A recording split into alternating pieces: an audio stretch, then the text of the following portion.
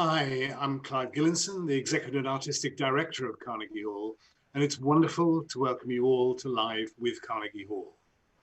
It's also a great privilege to be able to welcome Rhiannon Giddens, who really is one of the most captivating artists in American music today.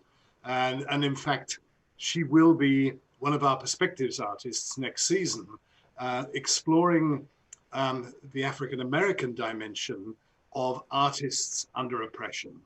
And I think for me and all of us, one of the astounding things when you look at the extraordinary art that came out from artists really under the most terrible human circumstances is how often it's uplifting, inspiring. It's actually about giving hope and identity and positive feelings about the possibilities of life and the future, when in fact, the circumstances themselves can be so dehumanizing. So, you know, a really important exploration and part really of what Rhiannon will be looking at today. Now, she's an extraordinary artist in terms of her talents as a singer, a songwriter, a spectacular fiddle and banjo player, and as a speaker. And all of this is matched by her amazing musical curiosity, especially in exploring untold stories and reclaiming American musical traditions. She's joined today by her great partner, multi-instrumentalist Francesco Turrisi, and it's wonderful to welcome you both to Live with Carnegie Hall. And I understand you're in fact joining us from Ireland today. Yes, we're just south of Dublin, so it's a nice place to be at the moment. Yeah, beautiful country. Yeah. Rhiannon, in this episode, you'll be leading us through the complex history of minstrelsy in American music. What inspired you to take on this topic, and what does it tell us about American culture today? I mean, especially, I guess, in terms of the really traumatic time everybody's looking at today, which, as you said when we were talking earlier, is frankly no surprise. It's all rooted in the systemic racism that really has been so much part of America, tragically, since the advent of slavery 400 years ago. I mean, the thing about music, and particularly you talk about folk music or commercial music, is that the music's coming out of the culture, you know, and I think that's one of the most important reasons to look at minstrelsy. I mean, we can only touch on a piece of it today because it's a huge topic. It was the most popular form of American entertainment for over 50 years. And it is affected like every aspect of American culture in different ways. But it is something that when you dig into the music, when you dig into the imagery, you see exactly what was going on in the culture of the United States at the time, and you know that leads us to now. So, you know, I think it's one of my it's one of my bugbears. I just can't stop talking about it because I feel like, you know, as a musician, as an artist, you know, it's my job to keep putting it in front and to go until we reckon with what produced this art form. We're never gonna get over it. Yeah, I mean, I couldn't agree more. I mean, it's the tragedy of America that we're still needing to talk about it today, all this time on. But Rhiannon, thank you so much. We really look forward to the journey that you've prepared for us and the stories you're going to tell us. And we look forward to a really fascinating experience. And thank you so much for sharing this with us today. You. Thanks for having us.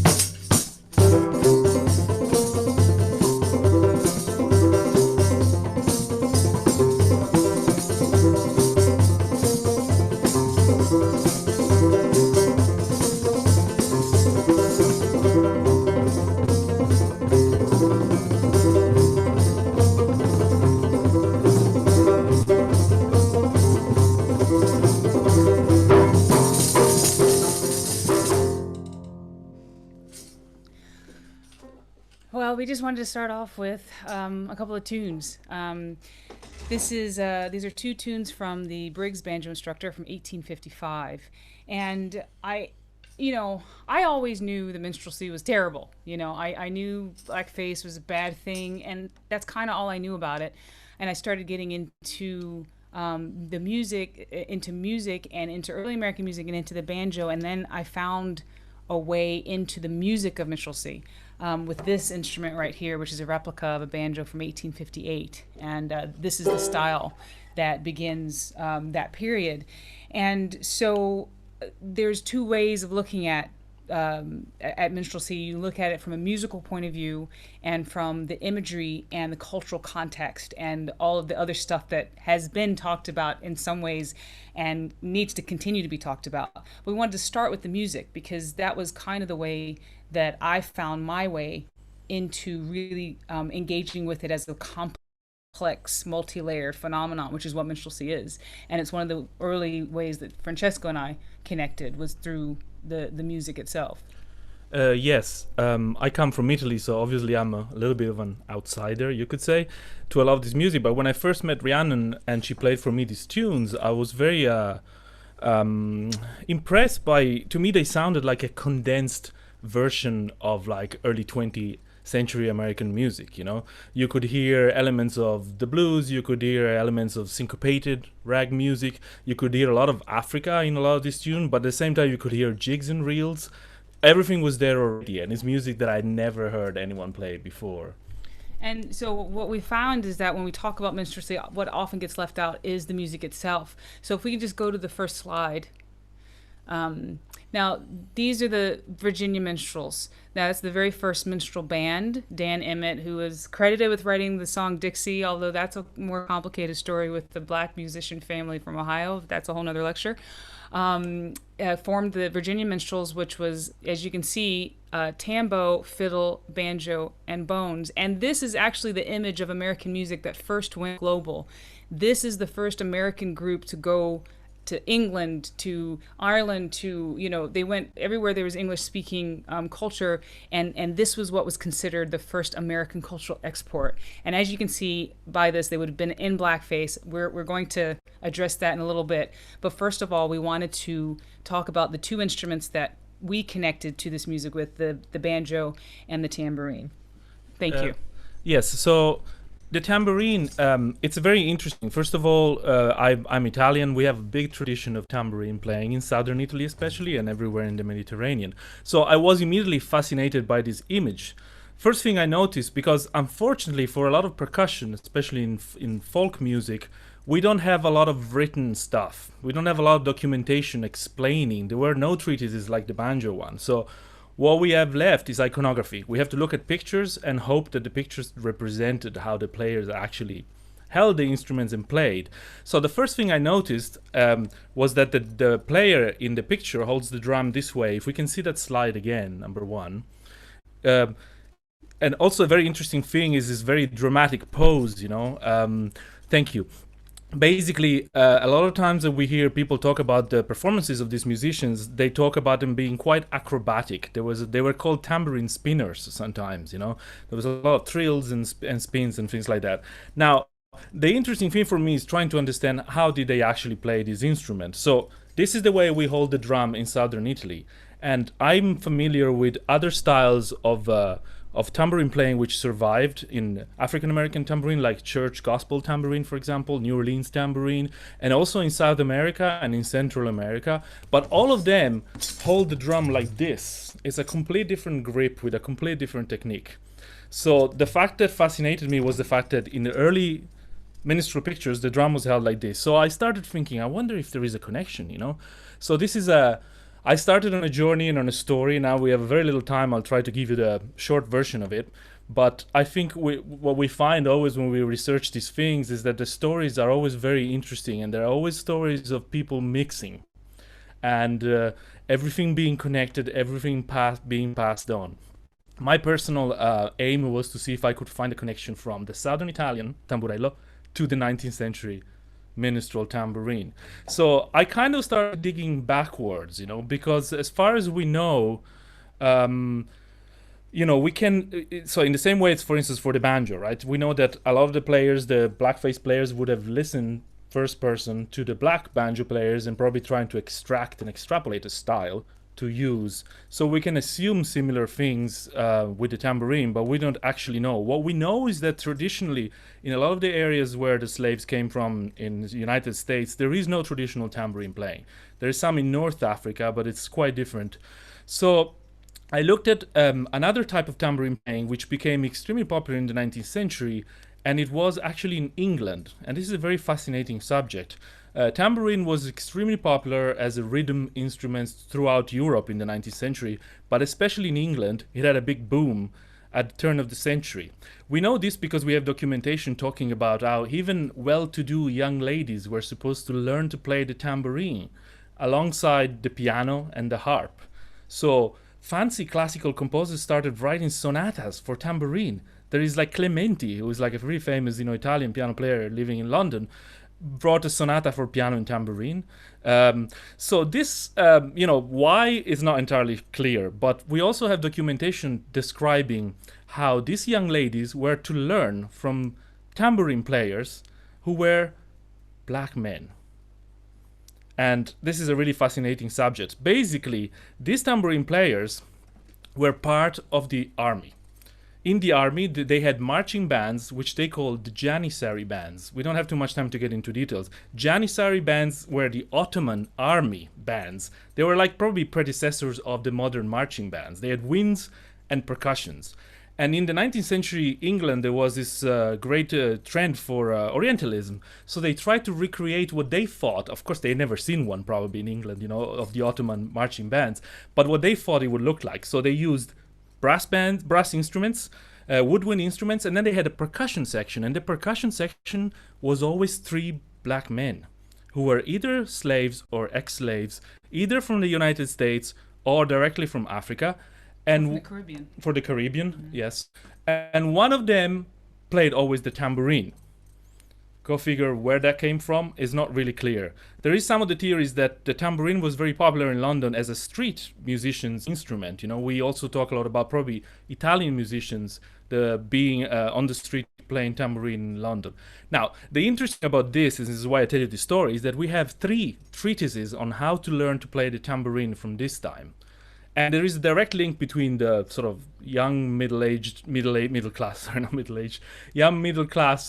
ladies and the style of the black men in the army. We can actually see the next slide is number 2. You see one of these players, James Fraser. Look at that. They dressed him up in some crazy turbans that made them look vaguely oriental, and they had these beautiful ornate tambourines.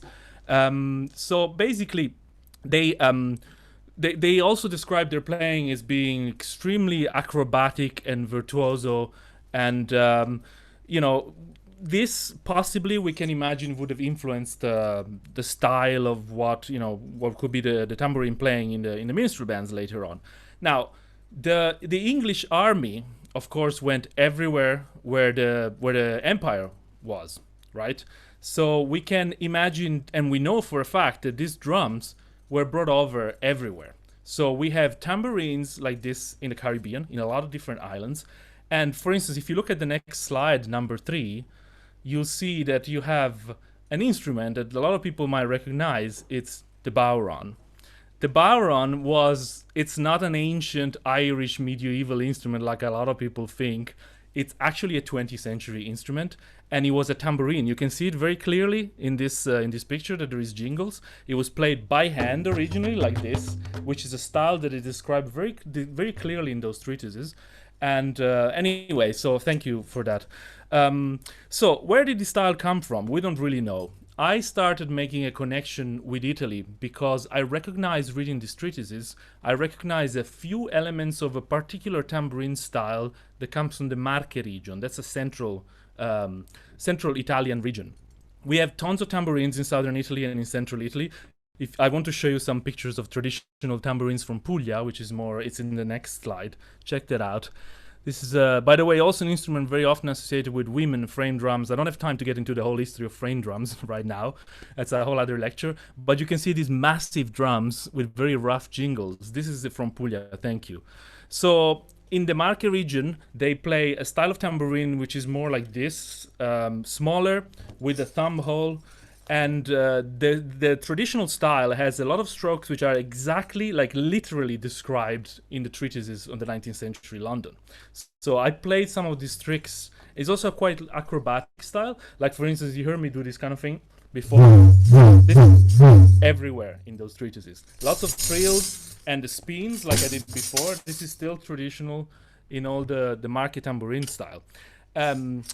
And I'm going to stop in 1 second. I just wanted to say one more thing, which I also discovered in terms of the construction of the tambourines, which is super fascinating. So the tambourines from the Marche regions have a very particular construction. They have hardware outside, which links to the skin for tensing the skin. They all have a tumble, like this one. This is not traditional drum, but it's kind of built to imitate those. Most of other Italian tambourines don't have a tumble, so that's also a unique feature. And as I got to meet Rhiannon, and we actually ended up in a museum, I can't remember which one, when Rhiannon got to try a 19th century original banjo. And I just looked at it and was like, oh my God, this looks exactly like the Marche tambourine. If you can show the next slide, you can see a picture of what I'm talking about. So on the right is the traditional tambourine from the Marche, and on the left is an early minstrel banjo from the 1840s, and it's incredibly similar. So much that this is one of the theories of how the banjo went from being a gourd instrument into the instrument that we all know, by being influenced by tambourines so much that they were popular. So I think as we enter banjo territory, I'm gonna pass the microphone on to Rhiannon. So as Francesco mentioned, before this time, the 1840s, the banjo not only was a gourd instrument, it would have been handmade, homemade instruments, there was also a black instrument. So it wasn't until the 1830s that white performers started to pick up the banjo. Before this, it was created in the Caribbean, and it was known as a black instrument. The imagery, all of it, it was a plantation instrument, and it traveled with musicians. It was pretty solidly a black instrument. So it makes the transition from black culture to white culture around the time that we're talking about. But this is the really good opportunity to talk about the black string band, because you don't have minstrelsy without it, actually. So if we can go to the next slide. So we're talking about the ideas of even how the first generation of white musicians learned banjo. Obviously, they would have been learning from listening to the music coming from black musicians. And then the creation of the songs becomes, sort of a mixture of a lot of different things, which we don't have time to get into.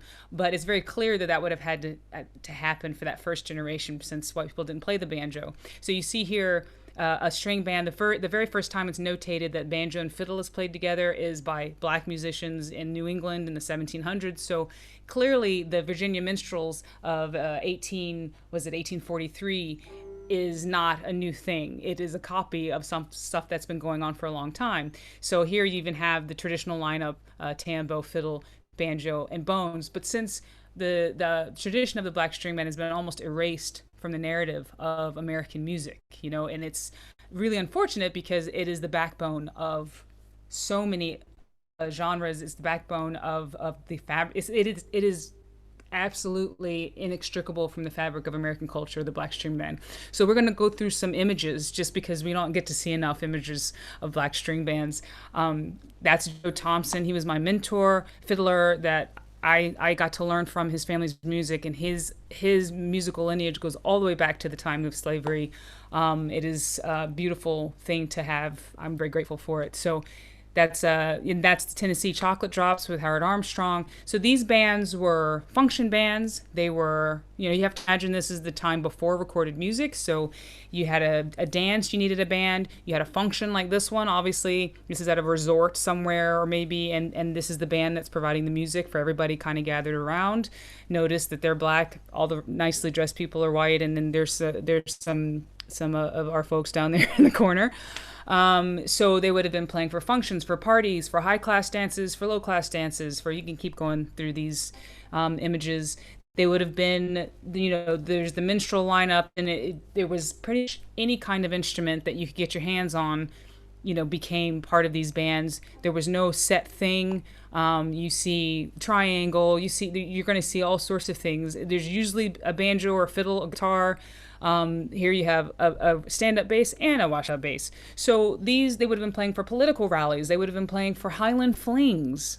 I'm not making this stuff up. They were really, really super important. Unfortunately, by the time the recording industry comes along, there's a concertina. They're playing, accordions. They're playing everything.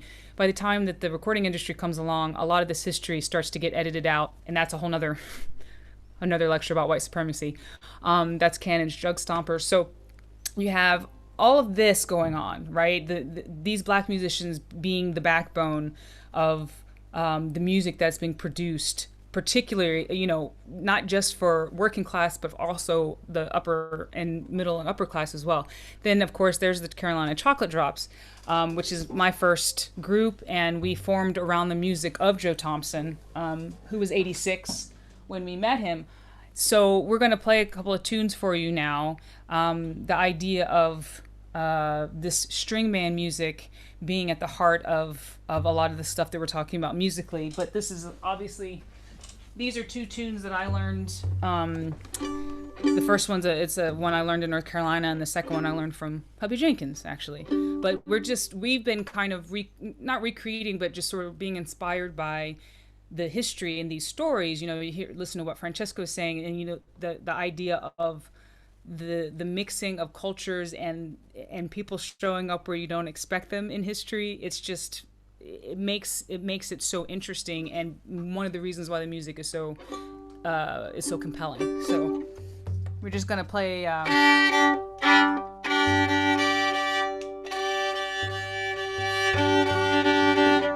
couple of tunes for you, just so you can hear how we've been kind of processing all of this stuff. So tambourine and fiddle.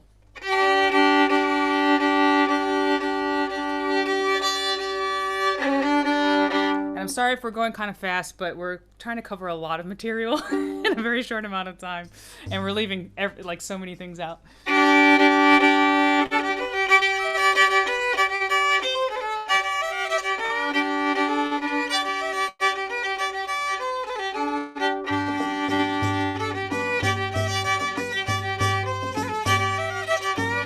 Sorry, this is just, it's out of tune. I can't handle it. Hold on.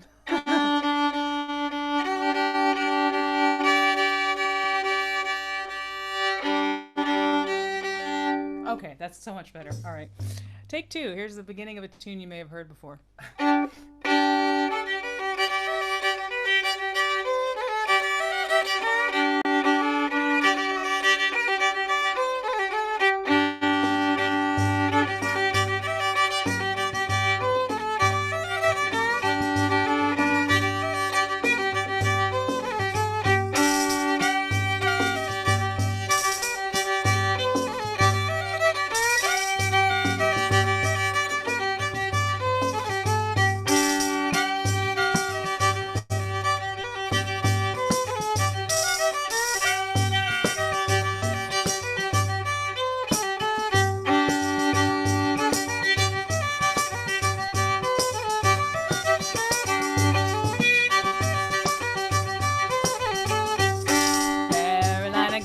Come out tonight, come out tonight, come out tonight. Carolina gals, won't you come out tonight? Both by the light of the moon.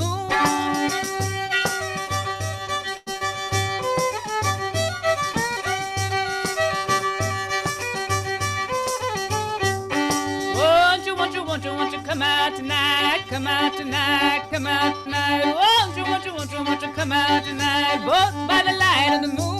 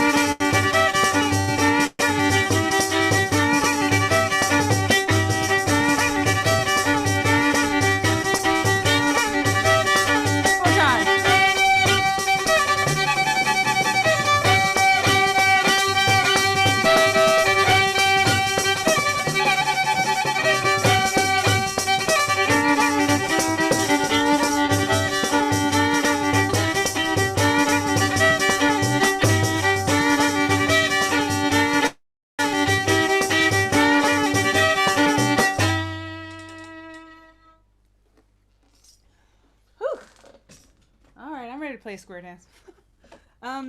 So I mean, I think the one of the most important things to remember this before we dive into the imagery is that we're not taking anything away from anybody by saying that there's connections. You know, nobody owns any kind of music. Nobody owns an instrument. It actually is more exciting because it actually connects people.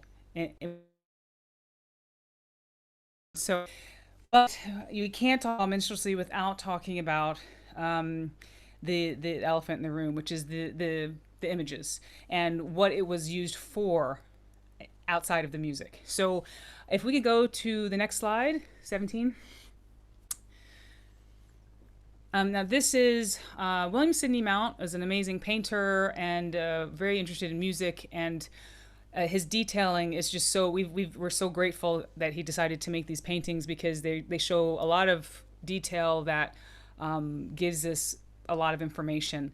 This is the banjo player. It's kind of a famous painting, and here is a human human, regular looking dude. You know, he's probably a coachman or something who's a banjo player. Everything is just totally normal, and this is, you know, you have this image of a banjo player, and then you have the next slide, which is the image that sort of survived. You know, it sort of pushed the other image away. So this is a blackface minstrel, and the imagery that is used and the way that people were aping or caricaturing African American life. And in the beginning, it was definitely more of a working class kind of mask work, you know, and it's connected to theater traditions. You go all the way back to Europe. You know, there's multiple layers going at this point, you know, but as time moves on, especially when emancipation happens, the language and the imagery of minstrelsy becomes even more. I mean, this is already bad enough, but as we can go to the next slide. So you start seeing there's also the commercialization of minstrelsy and American music. It really is the birth of such a boom of the commercialization of music. So you have, you know, you moved from the banjo being a home instrument, an instrument that was used or for individuals to make a living, play music for dances, to a commercial thing where people are making banjos to sell, where people are being musicians to earn a living, and now you have sheet music. So you see here a blackface minstrel. A lot of times you would see their blackface persona and their actual face just to make sure that people knew they were indeed, in fact, white. So you saw this a lot. And then you have emancipation, if we can move to the next slide. And you have African Americans also participating in minstrelsy because it was the only way to be in entertainment is you had to black up yourself, you had to take on these conventions. And so what you start to see is the subversion of some of these conventions of minstrelsy, but that's, again, a whole nother lecture. But that's an important thing to get to, is that it becomes even more layered as time moves on.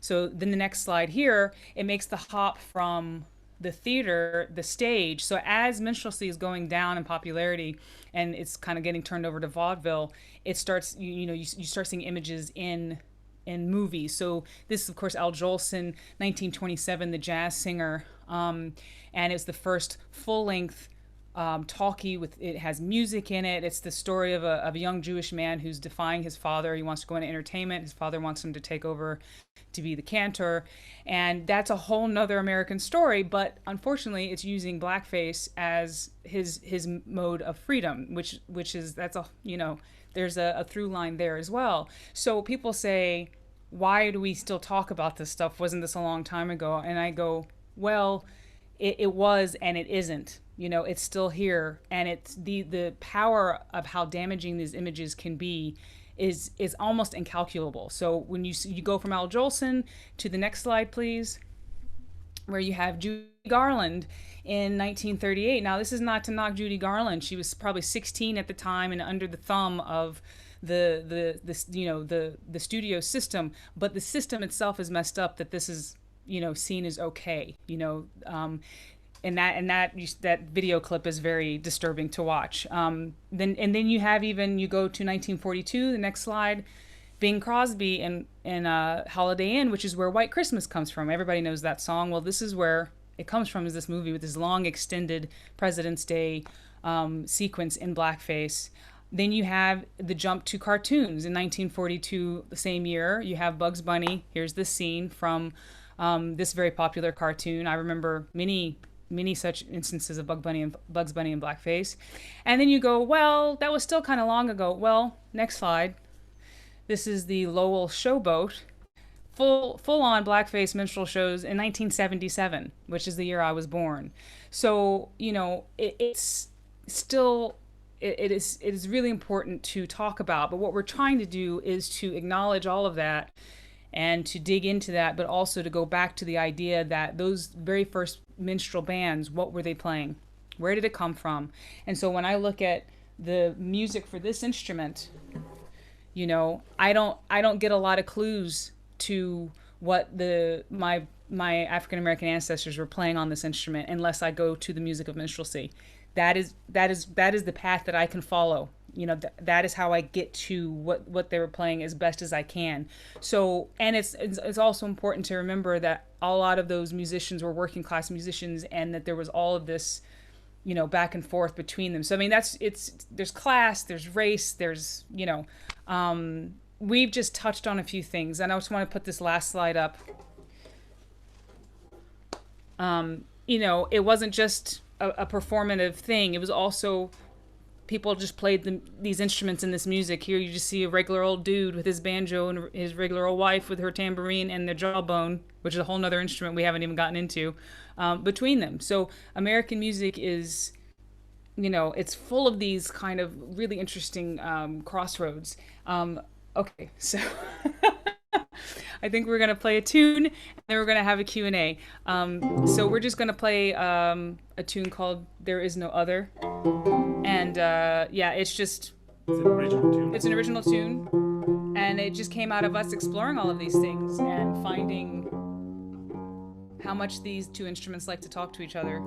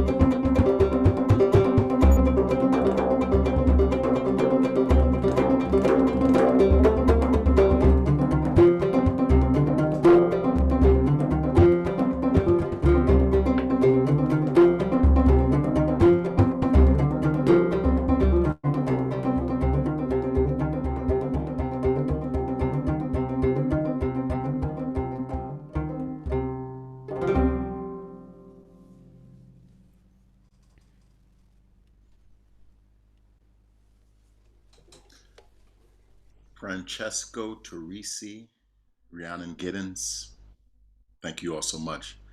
I'm Terrence McKnight. I'm going to field some of the questions that were asked of these two artists. I'm sitting here in New York right now, and it's just delightful to see you all from Ireland. It sounds like you're right here in my living room, so thanks so much for doing this. Now, folks have been writing in. There's a lot of curiosity about everything you all have covered, so much about music, so much about race, so much about sharing of music. I thought that was interesting what you said about no one really owns this stuff. So let me just go right to one of the questions that someone asked. But while I'm pulling that up, I'm wondering how the music lands in Ireland. I mean, how much performing of this music have you all done over there, and does it resonate with folks there? Yeah, absolutely. I mean, I find that our shows here, people are very interested in it, you know. So, I mean, I think everybody's in the story. So, you know, there's something for everyone in it. You Yeah. know? Yeah, I mean, I've same experience. I mean, I think obviously the story of the United States is a story of so many different people that I think when you look at something like this, which is the genesis, I think, of American music, a lot of people can identify themselves in it. You know, all the different elements that create the melting pot. Now, what about the genre of minstrelsy? Now, how did it fare outside of the United States? How you talked a little bit about in England, but how did it play out in Ireland or in Scotland or different places? Oh, it was wildly popular. I believe at the turn of, you know, from the 1800s to the 1900s, the Prime Minister of Australia had a blackface minstrel troupe, and there is pictures of him with his troops. So wherever there was the British Empire, the minstrelsy made it there and was very popular. In England, the very first moving picture on English soil was made by the Lumiere brothers of a blackface minstrel troupe entertaining people on the streets. And the black and white minstrel show in England on the BBC, which was men in full blackface doing entertaining song and dance routines, was on the air until 1978. So very popular outside of the U.S. And I think that is something that is important to remember. Do you think that it was because the music was so powerful, or was it that the imagery and the subordination of a culture was important for others to see who weren't being subordinated?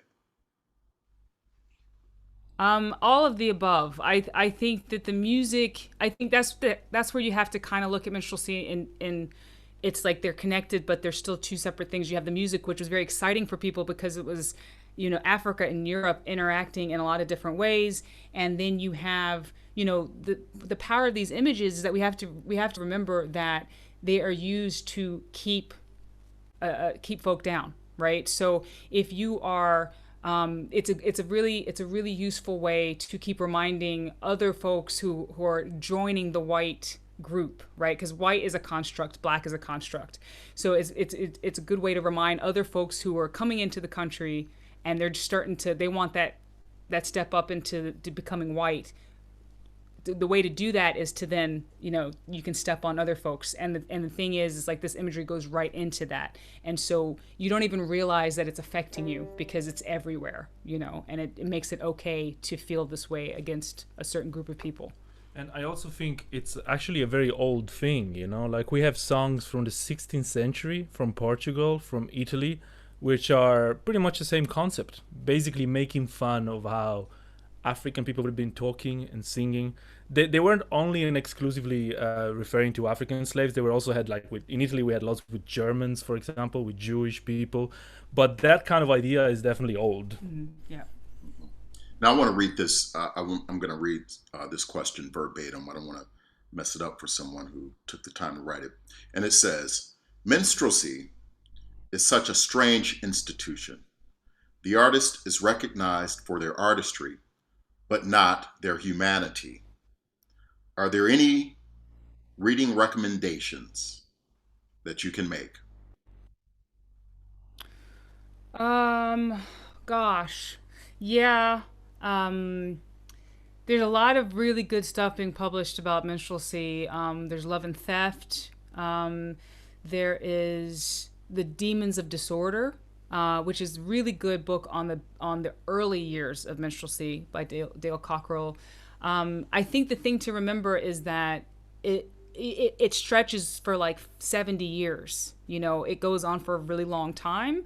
Even if you want to include, you know, stuff that went into the 70s, it's even longer than that. But and each stage has its own, you know, kind of things to deal with. So any starting point is good, and then just know that you're starting, and that there's a lot to catch up on with minstrelsy, because we're so limited in our understanding of it as kind of a general culture that it's really hard to talk about without digging really deep, because we have no shorthand for it, because we don't have a real cultural understanding of it. So you all know we've got people with us on this stream watching from Ireland, South Africa, and all across these United States.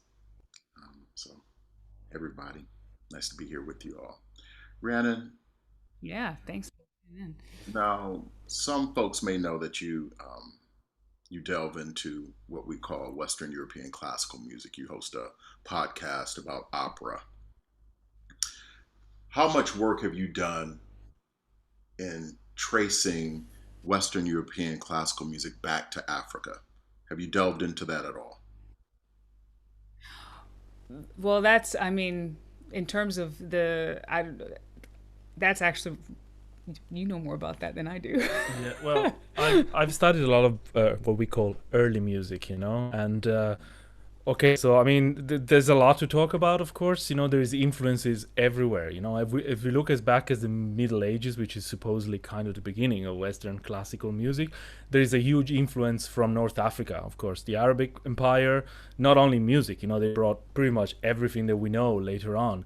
And in the Renaissance, there is an incredible interchange between maybe not so much directly Africa as far as I know, but the influence of the colonies and therefore of the enslaved people. We have a lot of really interesting Baroque music from Mexico and from South America, which has incredible, I mean, I don't want to say African sounding because it's so naive to say that, but just the intersection between the Baroque dances and certain type of rhythms, which were more like connected to the enslaved people, you could say, in the same way there is in the 19th century in this kind of music.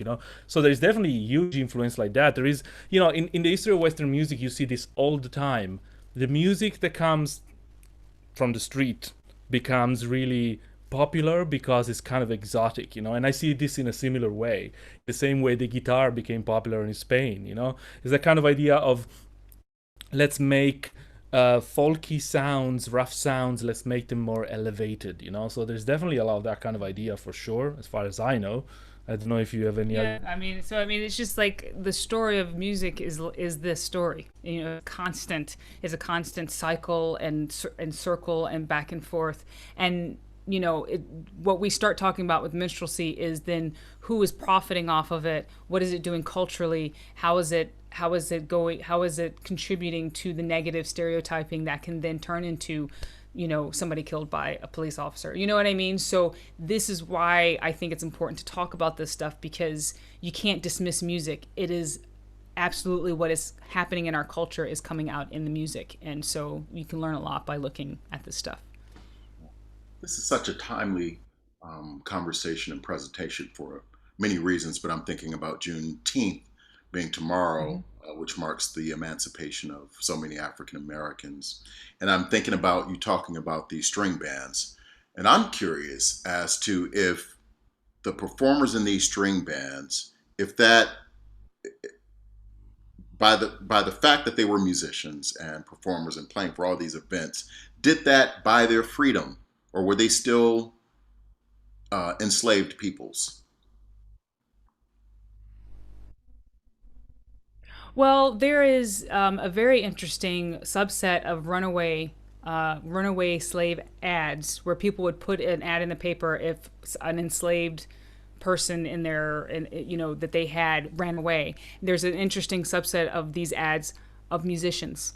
There was quite a few of plays the fiddle, has his banjo, so people could not only make a living, they could also buy themselves they could buy themselves free from slavery with that. So being a musician was actually a really, really good thing to be, because you had a sellable skill. And so you do see a lot of that. So, I mean, like Joe Thompson, one of his musical ancestors bought himself free and his whole family because he was so good at the fiddle, and then went on to form a dynasty of string bands, and become famous all across North Carolina. So this was really powerful stuff for African Americans. Now we know that it was illegal for them to read and write. So I'd imagine all of this was they were self-taught musicians. Do you have any indication that they were being trained by someone, or that they were doing any of the training?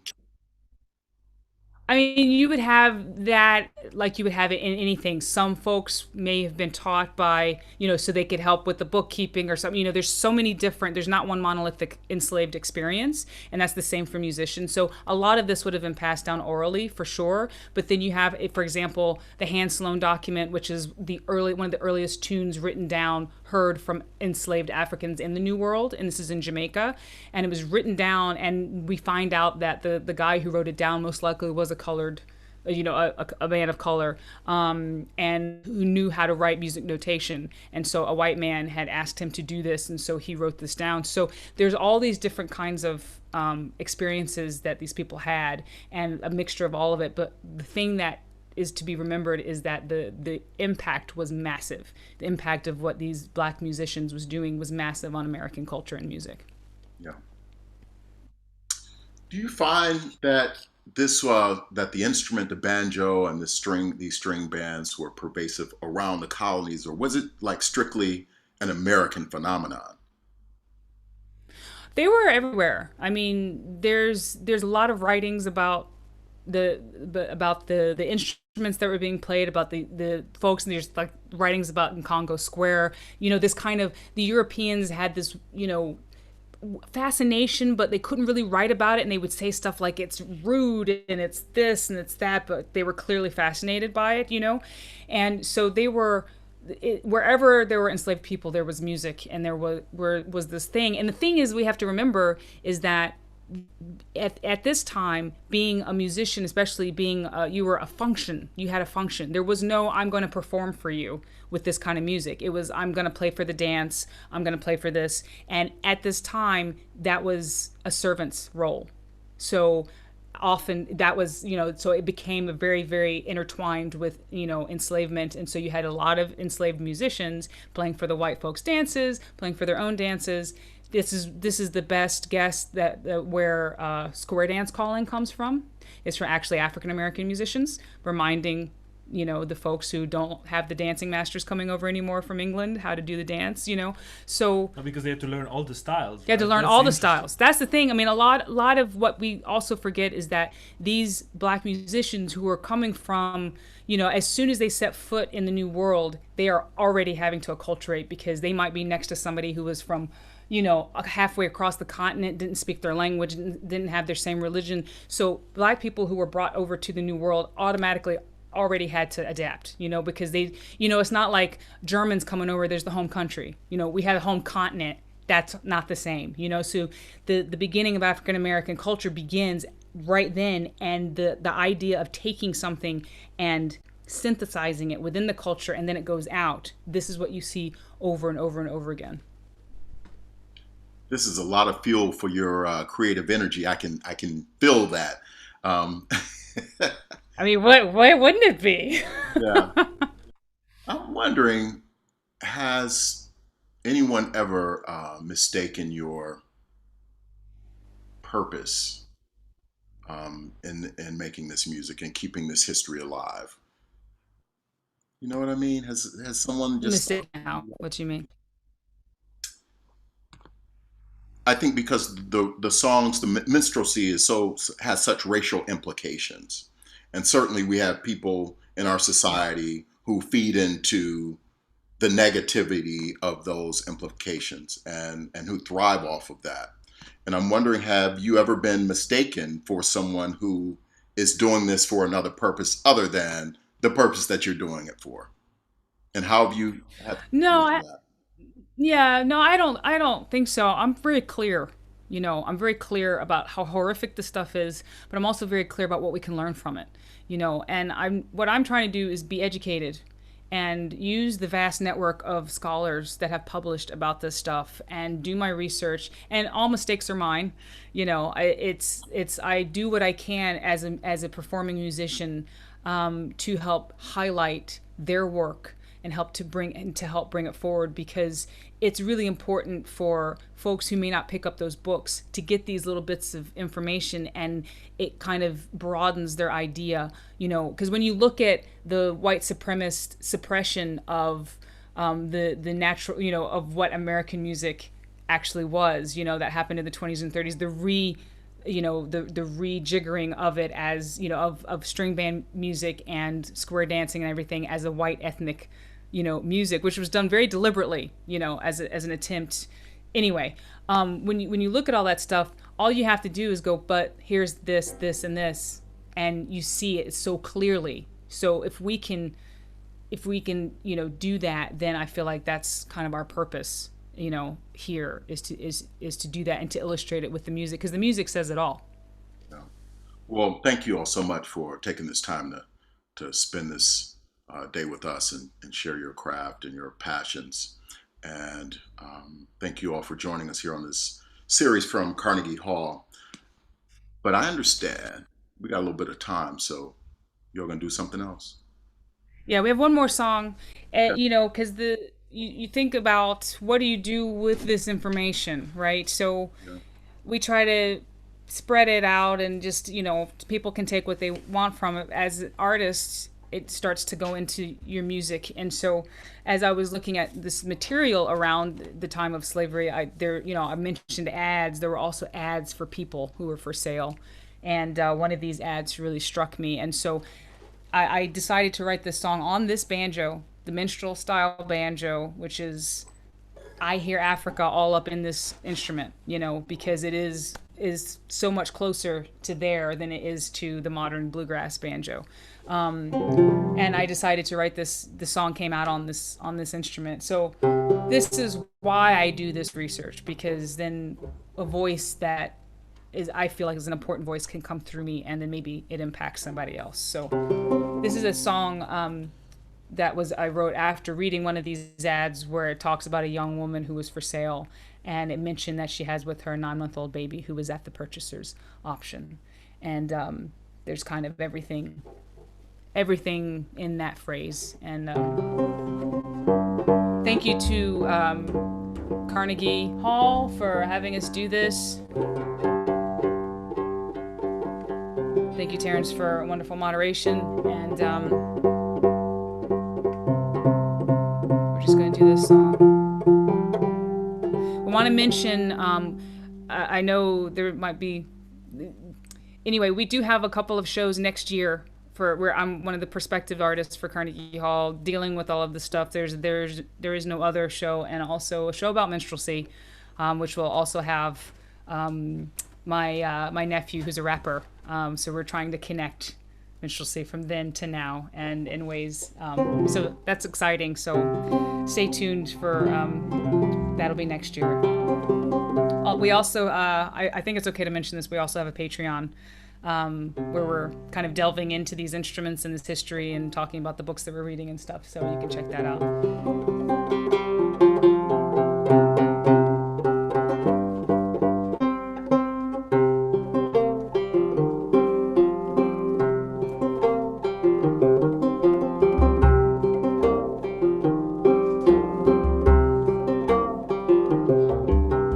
I've got a baby, shall I keep?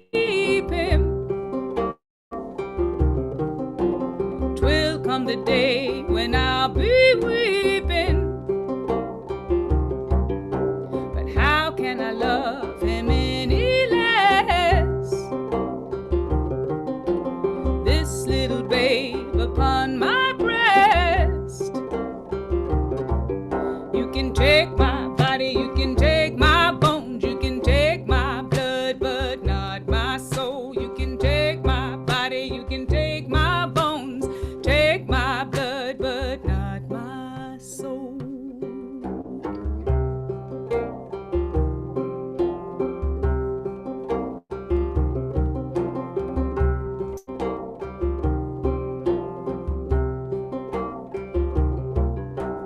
I've got a body dark and strong.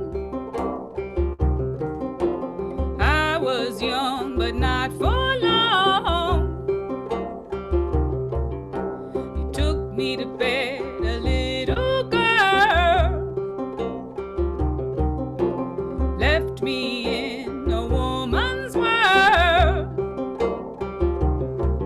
You can take my body, you can take my bones, you can take my blood, but not my soul. You can take my body, you can take my bones, take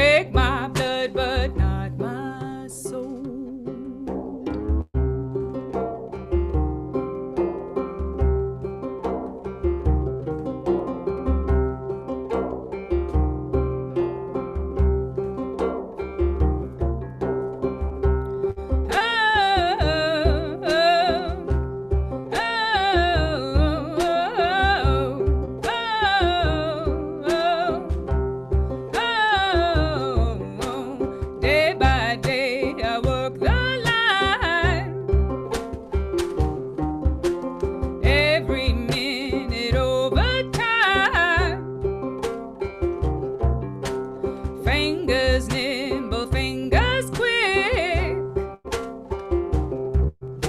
My fingers bleed to make you rich. You can take my body, you can take my